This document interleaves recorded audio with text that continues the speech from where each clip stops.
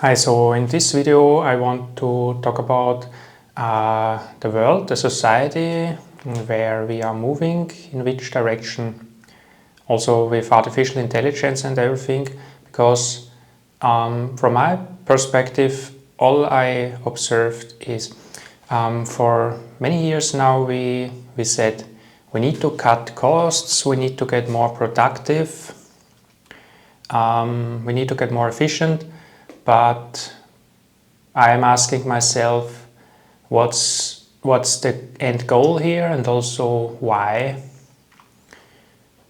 and who is benefiting? Because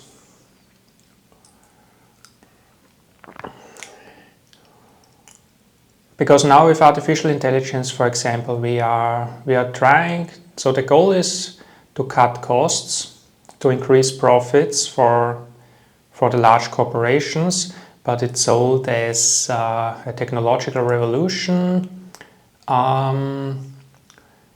which is really revolutionary and benefiting everybody. And sure, it is benefiting also everybody. For example, the small artists, they can create more as a single person than before, but it's not only, but it doesn't matter in my opinion, because everybody has access to it. Not even everybody has access to it, but since everybody has access to it, to some extent, the competition also grew stronger, because it's a constant struggle, fight for resources in this system where, yeah, you have to get ahead of another person in order to be successful. So actually the promise that with artificial intelligence everybody is benefiting is actually not true in my opinion. Because everybody has access to it, and if everybody has access to it, then because the thing is, they say you get more productive. Yes, you get more productive, but that's a curse at the same time, because everything is accelerating in our society since many years, and this, in my opinion, is a result of the money system, how it's set up with credit. We can go into more detail that, but since everything is accelerating, it also puts a lot of stress on everybody, psychological stress and stress to perform, and it might keep you in constant fight or flight and survival mechanism, because you have to constantly compete very hard just to get by, just to survive, to pay your basic needs like rent and food and stuff like that. And so there's something fundamentally wrong, obviously, because the story doesn't add up, because since many decades now we improved efficiency and output, but how can it be then that if we are so efficient as a society that more and more people struggle to even pay their rent? So obviously many things which are packaged in a way are actually lies, but the society is also set up in a way that you can talk about these things, because, I mean, first of all, nobody has time for that to talk about it, and second of all, many people don't have the attention span, maybe.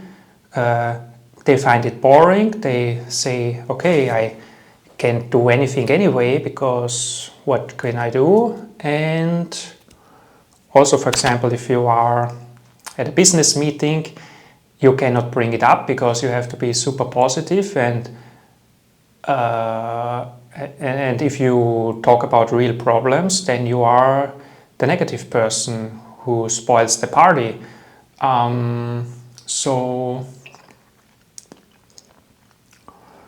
And the next thing is, politicians are not equipped to deal with these issues. First of all, in the democracy, how it's set up, if you have a term for only 4 or 5 years, you cannot even make a long-term plan. But on the other hand, if you have it like in China, where there's one ruler for many decades, then also it has its flaws. But yeah, in the democracy, we don't live in a real democracy, in my opinion, since many, many years now, both in Europe and in the US, because the politicians, the countries, they were made dependent on the larger system, and systematically they were undermined in their sovereignty.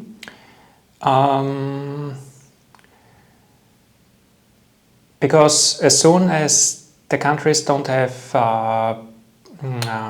authority over their own money creation, they are dependent, they are slaves to the larger system, and they don't make their own decisions. And that's why politicians in those countries, they cannot even make real decisions. They have to do basically the bidding of the larger system, but at the same time they have to sell a fake story to the people who are voting for them, that they are going to improve the situation in the next few years, but they can't. Only in the confines of the larger system. And the confines of the larger system are getting tighter and tighter. So, yeah, that's how I see it currently. And there is many more.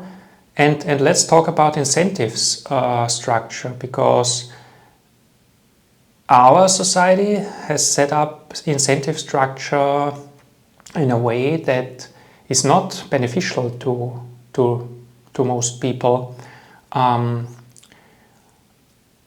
What do I mean by incentive structure? Well, managers, for example, have to cut costs. If they cut costs, they are considered good managers. If they spend more, they are considered bad managers. I mean, nobody cares if long term they are cutting costs or not. It's all very short term.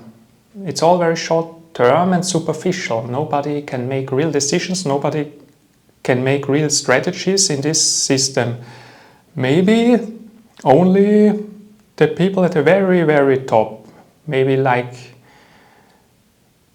people like Elon Musk and some tech billionaires can make real strategies, but nobody below them. At least not in the official system like it's set up currently, because your hands are basically tied. You have to go with whatever trend. For example, with artificial intelligence, nobody can really, I mean, that's at least, nobody even thinks about not incorporating the artificial intelligence into their own company strategy.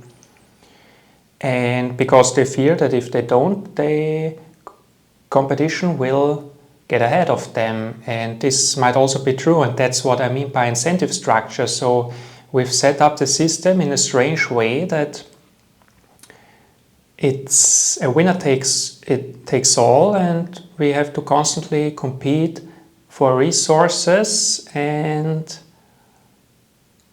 so we could set up a system also in another way. We could set up the incentive structure that we benefit altruistic actions and helping one another and aligning more with nature, for example, and sustainable development. And this we could set up with an incentive structure, meaning that we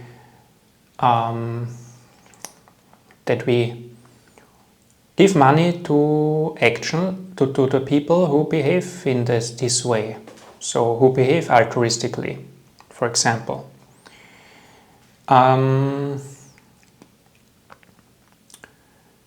Yeah, but many things in this society are inverted. Peace is war is sold as peace. Community is sold as isolation. So social things are sold. I mean, isolation is sold as social media, for example.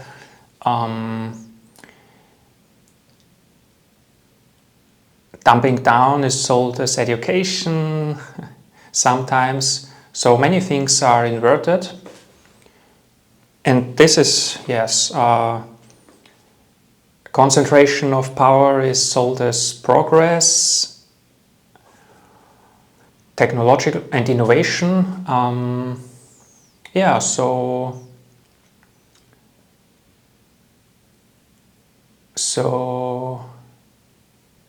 this is how I see it. So the initial thing was question,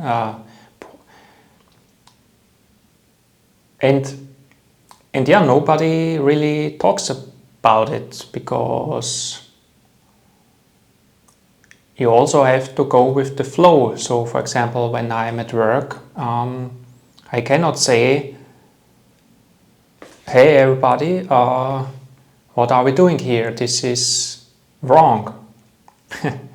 because